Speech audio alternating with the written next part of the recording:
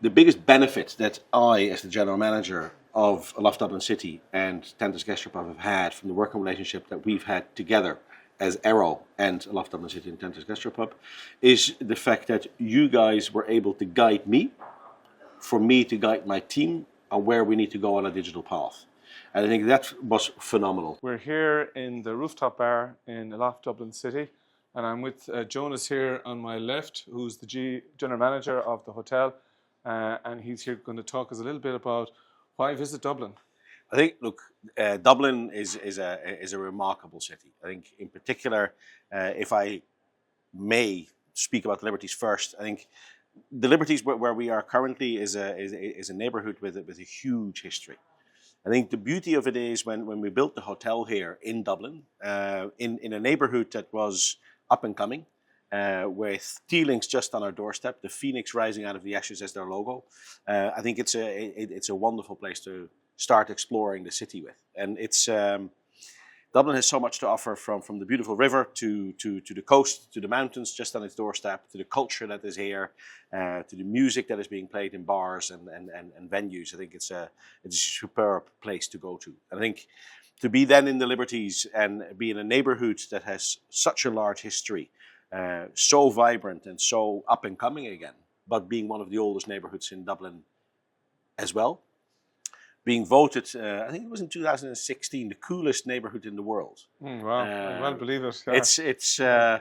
It's proud to be here as a Dutch guy, originated from Amsterdam, to stand here in our beautiful rooftop bar, overlooking all this, and be able to speak to you here. Yeah, no, I can understand it, because as I'm standing here now, I'm looking out just over there, Jonas. Yep. You might find this hard to believe, but I had an apartment here about 35 years ago. Really? Yeah, and this place was very different. I can imagine that. It's been transformed. Yeah, so myself and my wife lived here for a period of time. Really? Yeah, and loved the Liberties. And you're right, it has this sort of soul and heart. But it still has. But it still has it. It still has, and that's the cool part of it. Like here in Aloft, what we really try to do is we try to engage with the neighbourhood, try to make the neighbourhood part of us and us being part of the neighbourhood.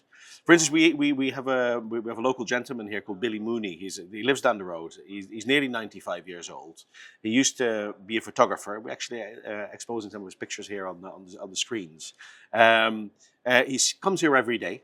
When I grow up, I want to be like Billy, because he drinks half a glass of Guinness a day, and a chaser of whiskey. And the first cocktail on our list, because he was a photographer for the army, is called Billy's Barracks, because his barracks were just down the road here. So it's really being part of this neighbourhood, and it's such a wonderful neighbourhood to really be part of. So we're actually neighbours then. Yeah, exactly. Yeah, and talking of whiskey, because we also both like our whiskey. Once in a while, absolutely. Yeah. We were chatting earlier about the whiskey triangle. So yeah, look, it and that's the beauty of it. I think the whiskey industry died down, of course, during Prohibition, which was a shame, because I don't know the exact figure, but I think it's 80% of the whiskey went to America.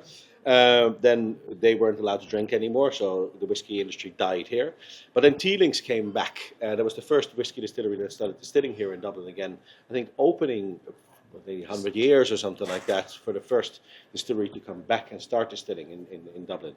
They're celebrating their 10th anniversary at the moment. But then you have Rowe & Co. You have other distilleries now that are coming back. The Liberties Distillery, literally Dublin Liberties, just opposite in the same street here, in Mill Street. So you have this beautiful triangle that we really want to celebrate. And with the reimagined lobby downstairs that we have, we honour that in our whiskey wall. Okay, and you've got Jameson then just over the river. Jameson just over the river, and look, then there's a variety of other whiskies when you go to Colin, for instance, in Powers Court, etc. So there's a lot to drink. Excellent. And what else would you sort of recommend, not just about this area, but maybe the broader Dublin as well? You see, I think Dublin has so much to offer, and there's not many cities in the world that has so many beautiful squares, for instance. If you look at the old Georgian buildings and the squares that are around Marion Square, but also when you go on the other side of the river, you have beautiful squares there as well. I think that's an absolute unique selling point of Dublin. the museums that you have here with the National Gallery of Art, but the other small venues as well. Just up the road here, Francis Street has beautiful antique shops. So it's a variety of culture. It's a variety of a very young city with Trinity, which is in the hub, the city center of Dublin, with a lot of young people there, with innovation that is happening there. Great restaurants, great food scene. So it's not all about art and music, but it's also about nice food and about great entertainment as well. Oh, phenomenal entertainment from local Irish musicians that are from here and have grown up here, to slightly larger international people like Bono and The Edge, who I believe have a little band called U2. That's from right. There, of course, as well. Absolutely brilliant. I used to work for the boys, by the way. Did you? Yeah, when the Clarence was rock and roll. Oh yeah. I worked there. Okay, excellent. I think it's phenomenal to be working with you, like from an Aró perspective. And I do think that the way you guys have helped me, being an F&B boy, let's call it like that. My background is food and drink, having become a general manager. So this whole digital field, it's a minefield. Like, it's to be able to properly interpret it and understand it. I use websites. I love technology. I love AI. I use it on a daily basis.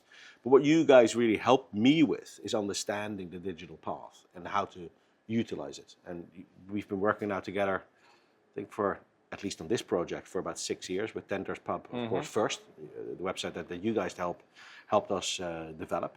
And now with this new site, which we're trying to launch as well, which we're building on, I think the assistance that you've given me has been great. Okay, excellent. And what would you feel would be like, 'cause in Aró, we really look at ourselves as being a partner, not a supplier. Yeah. So do you feel that? Is that something that you feel from the team in Aró? Well, absolutely, because like what you guys helped me with is also a bit of understanding of this wider field and looking at what we have internally, and not only trying to sell me, okay, fine, this is what you need, and bombard me with buy this, buy that, buy the other, but actually assisting me and my team with the wider path and be part of that team. Yeah. Rather than sitting on the sideline, to be able to jump on calls that I had with Marriott International as an employee of mine, almost as a general manager, to be able to have some of your team members sit with me and sit on the calls and dissect information from other websites to ensure that our product gets better, irrespective of what you guys have done. I think it's phenomenal, and that is more than a supplier. That is a partnership that you build, and that is a working relationship that you create between two people, rather than just saying, I supply X and you buy Y, and that's it. Yeah, no, well, that's good to hear, because that's what we try to really strive hard to do in Aró, is that we're a partnership, that we're working together for a common goal, rather than we provide you, as you said, X, Y, Z. Which one do you want? Which one do you want? And that's it. And because that's it. But what I like about it, and I've worked with various suppliers, from wine suppliers to food suppliers to furniture suppliers. If you create a partnership and you're not shoving projects down people's throats, and you're not saying, oh, you have to buy this because otherwise you're lagging behind, but you're creating almost a friendship between people.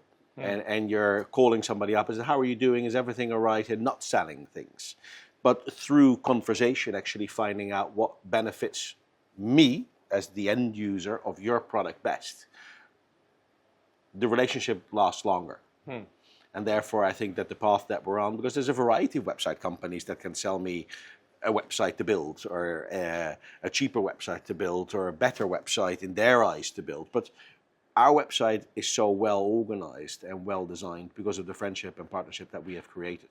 You understand what we want because you sit at the table with us and you think with us. And I think that's unique. Yeah, okay. Thank you very much.